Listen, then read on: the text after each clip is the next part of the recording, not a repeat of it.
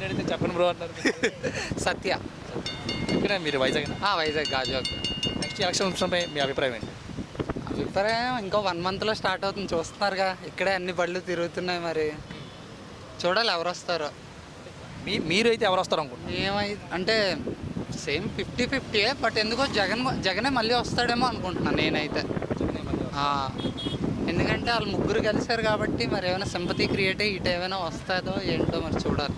అంటే ఈ ముగ్గురు పొత్తుల మీద చూసి సో ఇప్పుడు చంద్రబాబు నాయుడు గారు కూడా సేమ్ పథకాలు డబుల్ ఇస్తానంటున్నారు కదా, దాని గురించి మేము అంటే బేసిక్గా ఇప్పుడు రాష్ట్రానికి ఎవరు సీఎం అయినా కానీ ఫస్ట్ పథకాల గురించి ఆలోచిస్తారు కాబట్టి ఎవరు వచ్చినా పథకాలు వస్తే అందరూ బెనిఫిట్ అవుతారు అన్నది నా పాయింట్. అది జగన్ అయినా కావచ్చు, చంద్రబాబు నాయుడు గారు అయినా కావచ్చు.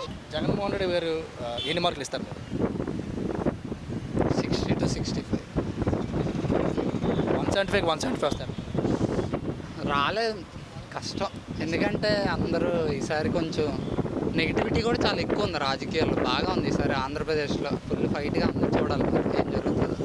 సో ఇప్పుడు వీళ్ళు ముగ్గురు కలిసి పొత్తు మీద వస్తున్నారు కదా, సో చంద్రబాబు గెలుస్తారంటారా లేకపోతే జగన్మోహన్ రెడ్డి గెలుస్తారు?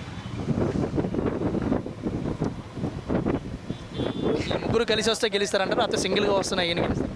సింగిల్గా వచ్చినా కలిసి వచ్చినా నాకు ఎందుకో పవన్ కళ్యాణ్ అంత ఇంపాక్ట్ ఏం కనిపించట్లేదు ఫ్రాంక్గా.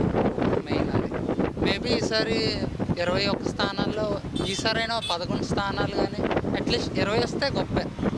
రావాలనే కోరుకుంటున్నా, ఆయన ఏదో చేయాలనుకుంటున్నారు కాబట్టి ఒక అవకాశం అందరూ ఇస్తే బాగుంటుంది అనుకుంటున్నాను అంతే. ఇప్పుడు వీళ్ళిద్దరు ఎవరు గెలుస్తారు? చెప్పాక ఇందాకే 50-50. మీరైతే ఎవరు సపోర్ట్ ఇస్తారు? నేనా ఏమో మొన్న విజన్ విశాఖ అన్నారు కదా, చూడాలి మరి వైసీపీకి వేద్దాం అనుకుంటున్నా.